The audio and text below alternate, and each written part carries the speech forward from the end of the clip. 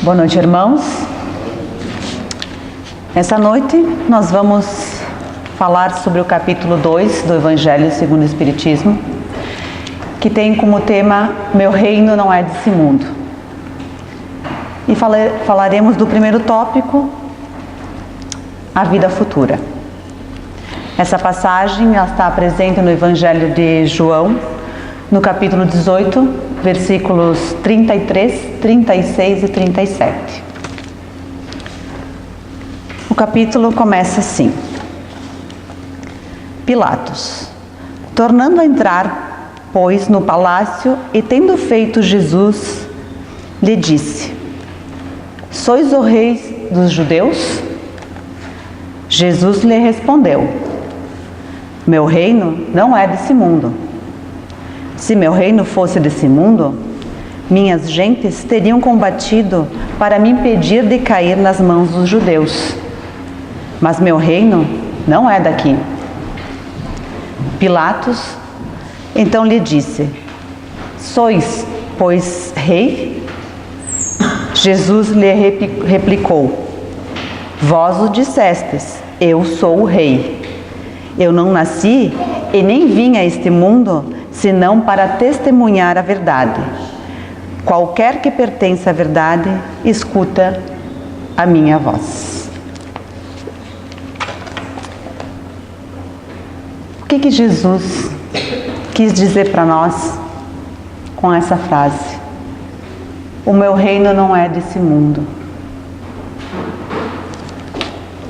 Será que um dia esse reino será o reino de Jesus? Porque o reino de Jesus é um reino de paz, é um reino de amor, de fraternidade, de solidariedade, de perdão. E o que ele quis nos dizer com a vida futura? O que é a vida futura? No próprio capítulo, fala que os judeus, na época, tinham uma ideia sobre a vida futura. Eles acreditavam nos anjos. Eles consideravam os anjos seres privilegiados. Mal sabiam eles que nós, homens, um dia poderemos nos tornar anjos. Eles acreditavam que, obedecendo os mandamentos de Deus, esses anjos mandariam bens materiais para eles. E da mesma forma, desobedecendo as leis de Deus, esses anjos castigavam eles, ou dando coisas materiais, ou tirando as coisas materiais, ou vencendo os inimigos, ou perdendo para os inimigos. Essa era a ideia do povo judeu sobre a vida futura, que pertenciam aos anjos. Mas Moisés, naquela época, não tinha muito o que falar. Era essa linguagem que o povo da época, um povo pastor e ignorante para a época, podia entender. Então ele precisava explicar para o povo coisas materiais. Depois de Moisés, veio Jesus. Jesus veio nos ensinar sobre a vida futura, a vida eterna.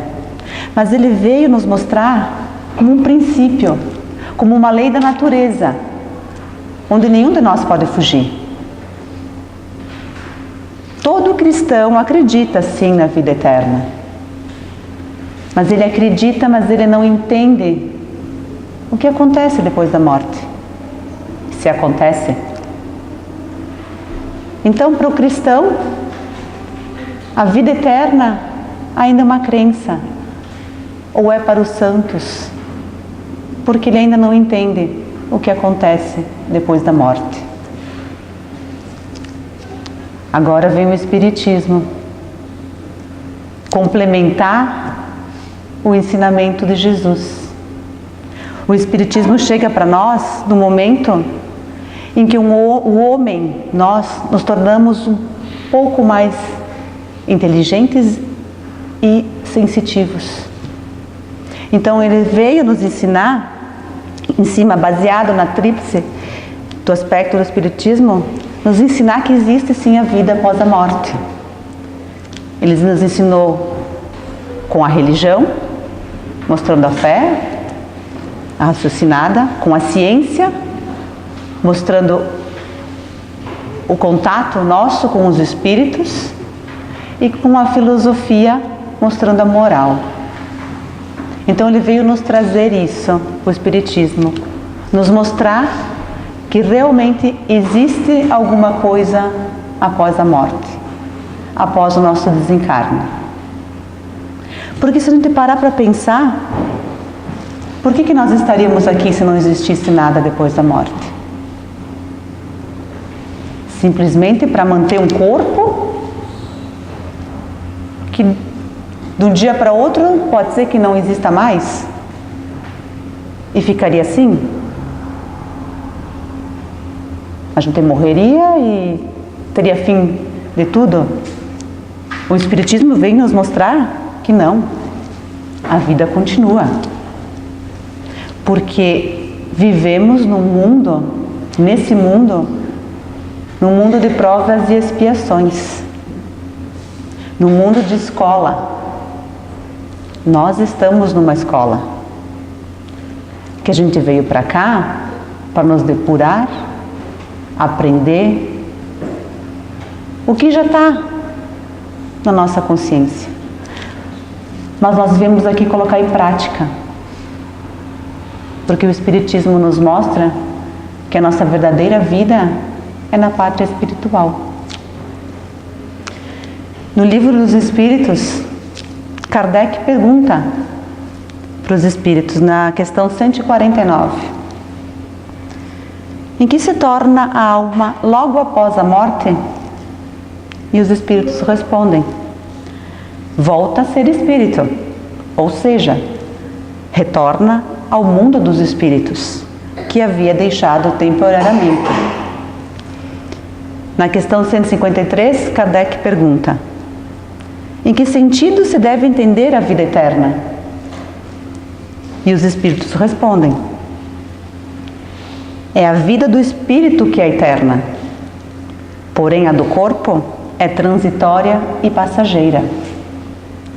Quando o corpo morre, a alma retorna à vida eterna. Então nós, espíritas, que acreditamos sim que existe a vida eterna e a vida futura, a morte não deve parecer para nós alguma coisa ruim, porque na verdade ela não passa de uma passagem. Nós somos espíritos, estávamos no mundo espiritual, viemos para cá, encarnamos, estamos nesse mundo de provas e expiações, nessa escola, para aprender. Sairemos daqui e voltaremos para o mundo espiritual. Somos todos somos espíritos.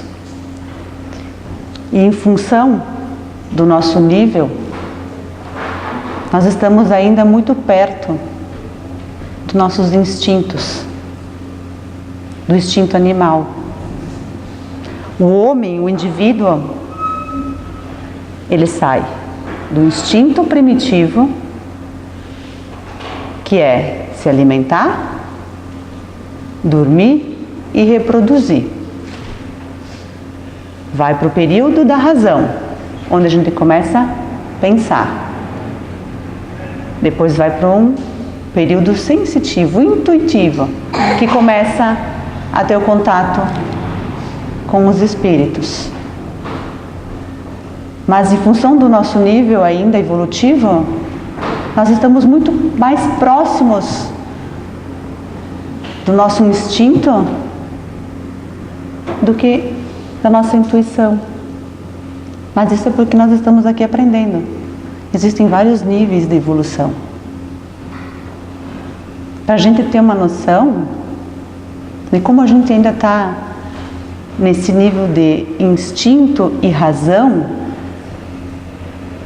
nós, o homem, nós somos o único animal que agride antes de ser agredido. Que mata sem qualquer razão. O animal, aquele animal que é selvagem, ele só agride ou ele mata se ele for agredido ou se ele estiver com fome. A gente não. Nós, seres humanos, a gente mata sem qualquer ameaça. A gente agride sem ser agredido. Por quê?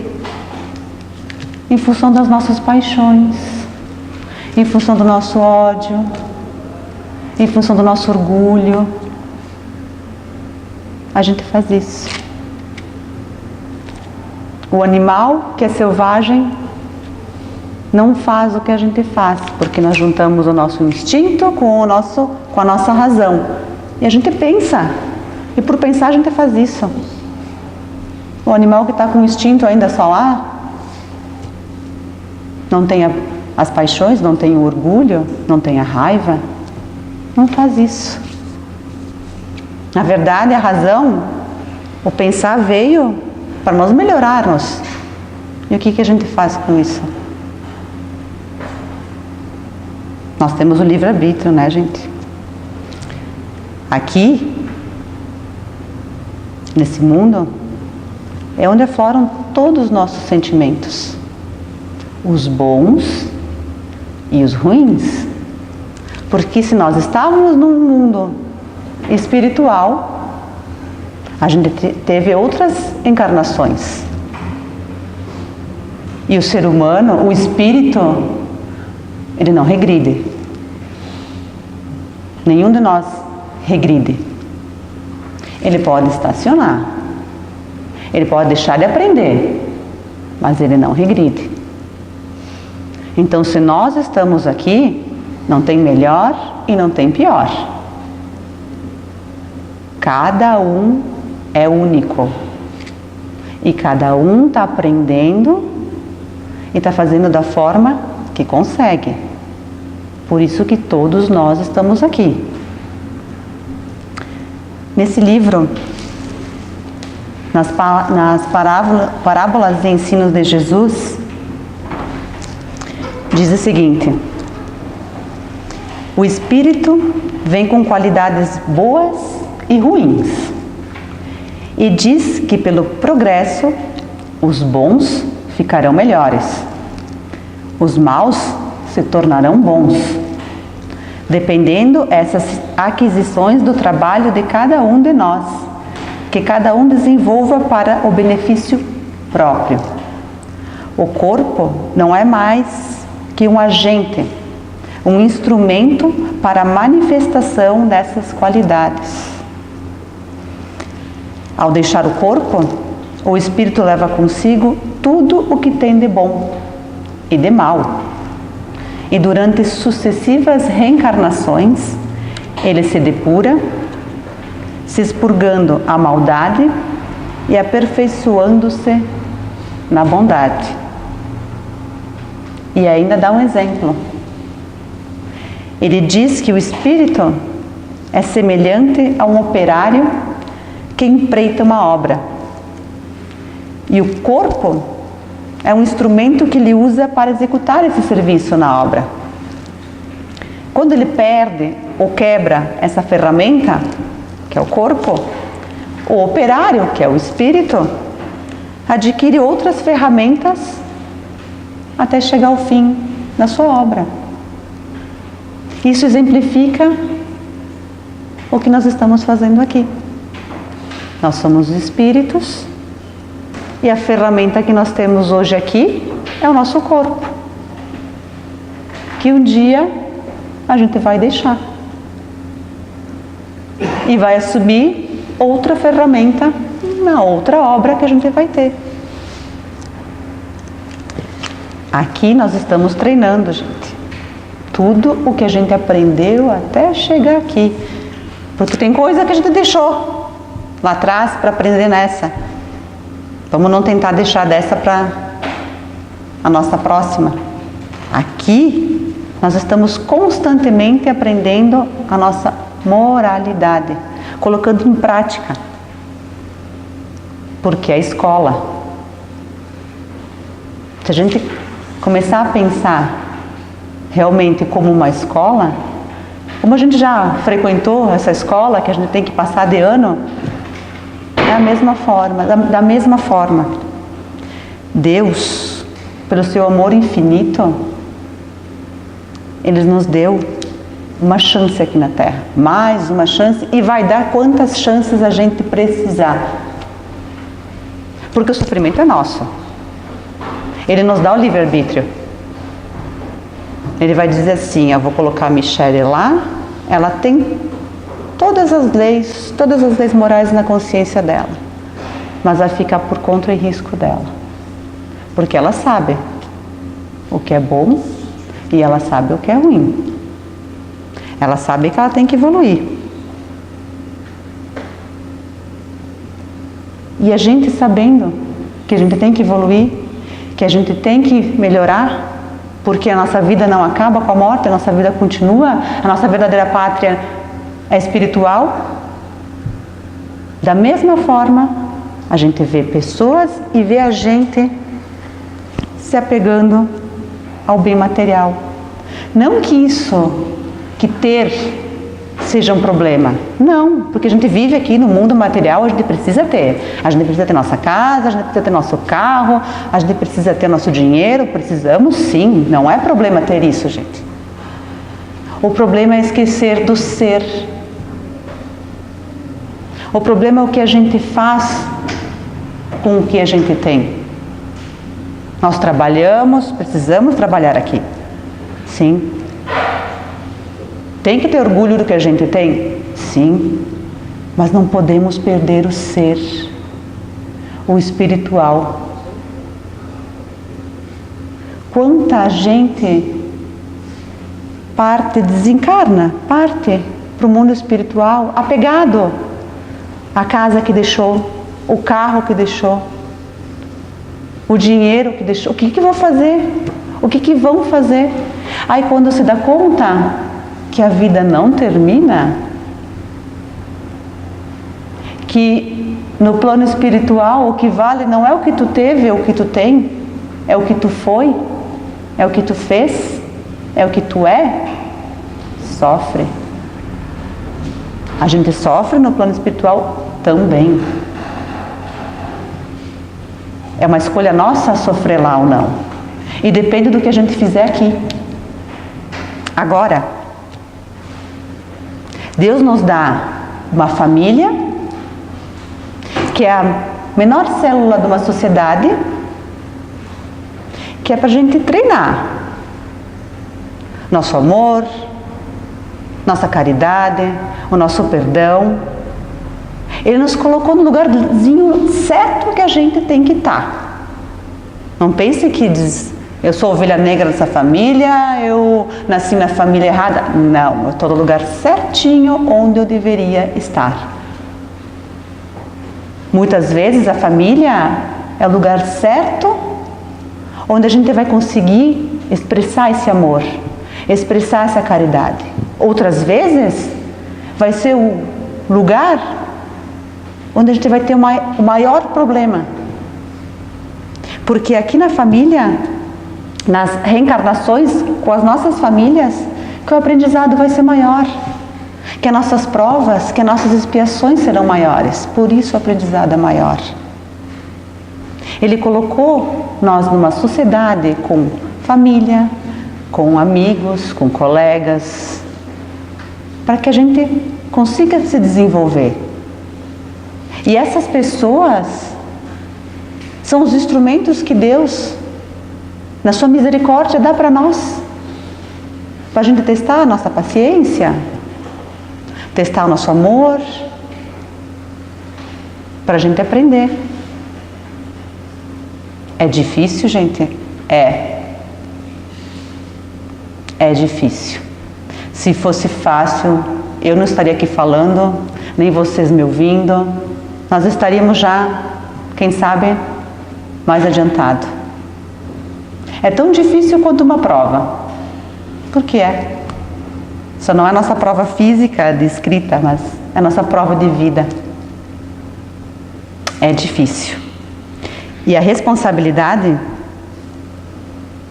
de criarmos esse reino do Cristo é toda nossa. É só nossa. Porque Deus, além de nos dar chances, de nos colocar no corpo, Ele nos mandou um modelo e um guia, que é Jesus. Ele colocou Jesus aqui na terra, Jesus veio, ensinou da forma que deu para ensinar para aquele povo e deixou toda a sua história para a gente. E nós temos aqui, na nossa consciência, na nossa alma. Porque nós não somos de hoje, gente. Isso a gente tem certeza. A gente não nasceu ontem. No corpo, sim. Mas na alma, no espírito, não. Cada dia que passa, a gente precisa olhar para nós e vencer as nossas imperfeições. Que da mesma forma que a gente veio aprendendo, e a gente precisa continuar aprendendo, nós temos as nossas imperfeições. E nós precisamos vencê-las para que a gente possa dar esse passo na nossa evolução e a gente siga para a nossa vida espiritual melhor. A gente passa a maior parte do tempo olhando para o nosso irmão do lado, dizendo: meu Deus, como ele está melhor, como ele está bem, como ele é bom. E se comparando com o nosso irmão do lado, porque eu preciso ser que nem ele, como ele. Não, gente, vamos olhar para nós. Eu preciso competir comigo. Eu preciso ser melhor hoje do que eu fui ontem. Preciso ser melhor amanhã do que eu estou sendo hoje. É dia após dia. Precisamos olhar para nós, porque os ensinamentos de Jesus, do amor, da caridade, do perdão, começa conosco. Primeiro, comigo.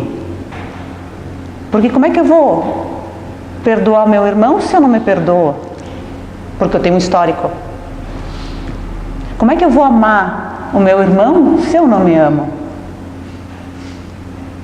Então vamos olhar para nós primeiro, fazer a caridade moral conosco e competir conosco mesmo, para que nós possamos ser melhores a cada dia. As condições para a nossa vida futura estão sendo feitas nesse instante. Em cada pensamento de vocês, em cada atitude de vocês, em cada segundo que a gente vive aqui. Então, se a gente tem essa consciência da vida futura, que a gente possa trabalhar melhor. A partir de hoje, que amanhã eu seja melhor do que eu fui hoje. Nesse mesmo livro, ele diz assim: é o sentimento da imortalidade que nos anima. É a certeza da outra vida que nos faz viver nesta com a fronte erguida, sem desfalecer. Embora sangrando os pés por estradas pedregosas, dilacerando as carnes nos espinhos que tentam impedir nossa marcha triunfal para o bem, para a verdade, para Deus. Porque a gente planta, depois a gente colhe. E com a colheita é que nós vamos aprendendo com as nossas atitudes e a gente vai entendendo devagar, separando o joio do trigo, porque o plantio é opcional. mas a colheita, ela é obrigatória. Jesus dizia: a felicidade não é desse mundo. E é verdade. A verdadeira felicidade não é desse mundo. Porque a verdadeira vida não é desse mundo. É a nossa vida espiritual. Nós não estamos aqui de férias. Nós estamos aqui trabalhando. Trabalhando para que a nossa vida espiritual seja melhor. E a nossa próxima encarnação seja melhor do que essa. Que assim a gente vai evoluindo. Chico Xavier dizia assim: gostaria de dizer para você que viva como quem sabe que vai morrer um dia e que morra como quem soube viver direito. Então que a gente saiba viver bem com os ensinamentos de Cristo, para que a gente possa chegar cada vez mais próximo a esse reino de Jesus, usando a nossa vida presente para melhorar a nossa vida futura. E Chico diz mais: a morte é simples mudança de vestes. Somos o que somos. Depois do sepulcro, não encontramos senão o paraíso ou o inferno, criado por nós mesmos. Nós não vamos chegar na vida espiritual, nós não vamos desencarnar, morrer e achar que os nossos pecados sumiram, vão ser perdoados ou que a gente vai virar anjo. Não. A vida continua igualzinha a que está aqui. Por isso que vai ser ou o céu ou o inferno, da forma que nós estamos criando aqui. Que possamos fazer a nossa reforma íntima, que o nosso Espiritismo também traz isso para nós.